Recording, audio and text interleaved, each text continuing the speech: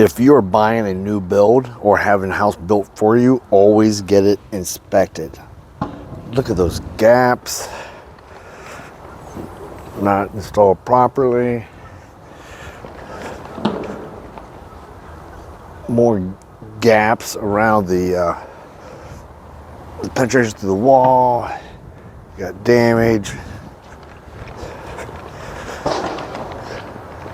Go back over this way. That's not installed properly. Windows are sealed weirdly.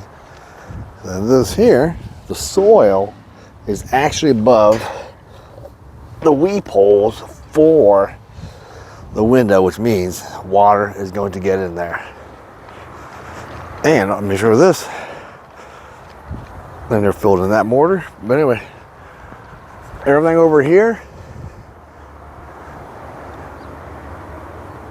those are not installed right. There's no, usually some kind of like a J channel, and you know, something to put it in there properly. No, like